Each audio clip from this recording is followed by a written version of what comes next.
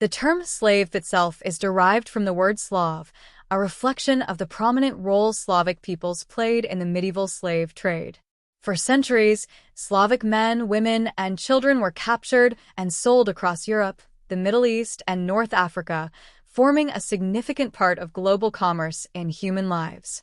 This article explores the origins, dynamics, and consequences of the Slavic slave trade. Origins of the Slavic slave trade. The trade began in the early Middle Ages as Slavic tribes populated much of Eastern Europe.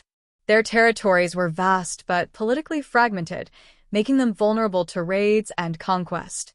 Viking traders, operating from Kievan Rus, and nomadic groups like the Khazars often raided Slavic lands, capturing individuals to sell into slavery. Slavic slaves were highly sought after for their physical labor and domestic service, making them valuable commodities in both Christian and Islamic markets. Key players in the trade. Viking traders. The Norse controlled key trade routes along rivers like the Dnieper and Volga, capturing and transporting slaves to markets in the Byzantine Empire and the Abbasid Caliphate. Byzantine Empire. The Byzantines were major buyers, using Slavic slaves as household servants, laborers, and even soldiers.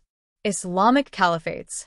The Islamic world, spanning from the Middle East to North Africa, created a high demand for Slavic slaves. Known as Sakaliba in Arabic, they served as eunuchs, concubines, and administrators in Muslim courts. Central European powers.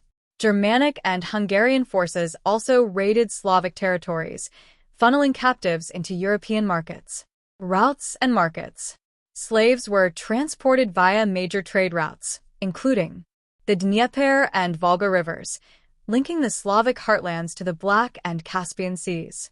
The Mediterranean Sea, facilitating trade to Islamic territories and the Byzantine Empire. Key slave markets included Constantinople, Baghdad, and North African cities like Cairo. Decline of the trade.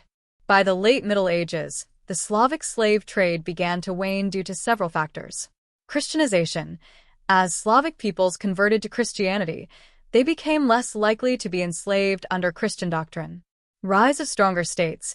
Emerging Slavic kingdoms, such as Poland and Kievan Rus, strengthened defenses and reduced vulnerability to raids. Shift in focus.